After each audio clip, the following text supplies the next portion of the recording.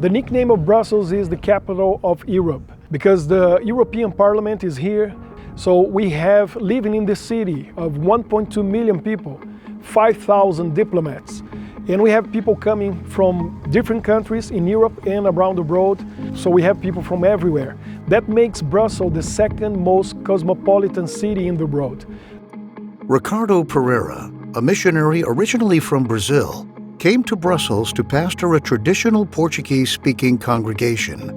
It quickly became apparent to him that a large demographic of the city was being overlooked.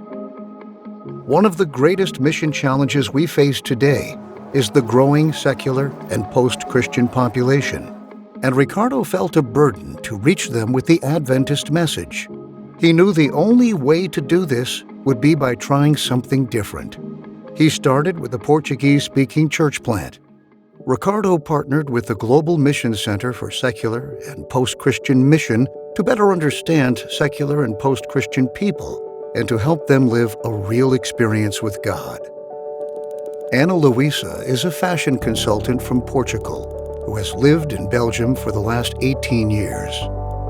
Despite having friends and a career, she felt alone in a big city. Ana Luisa was invited to the church by a friend, so she agreed to visit. I was very surprised by the way I was welcomed, that I was received. I've never seen that anywhere. In fact, I felt so much love from people. They held me, they even gave me food. I was very shy, so I found it so exceptional. I don't know how to explain it to you, but I was so moved. She was a regular person who never went to church. She never read the Bible, she never prayed, and now she came, she made friends, she loves what we are doing, she became part of the family. Since Ana Luisa started coming more than a year ago, her life has been transformed. She no longer feels lonely and started praying for the first time since she was 7 years old. Ana Luisa has committed her heart to Jesus and is now preparing for baptism. There are others like her who have come to know the love of Jesus through this church plant.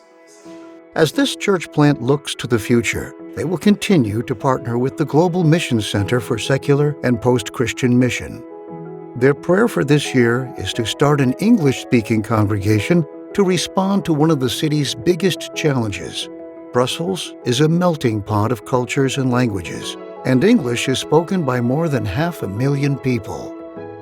Ricardo has recruited the support of an Adventist volunteer, Eleazar Oliveira, who will be relocating with his wife to Brussels, transitioning from chaplaincy work in Washington, D.C. We invite you to pray as the Global Mission Center for Secular and Post-Christian Mission continues to support church planting in Brussels as they kickstart an English-speaking congregation. Pray that God will touch the hearts of those who don't know Him yet. As we look at these challenges, let's remember that they're also God's challenges. He has a plan and has invited us to participate with Him in His plan.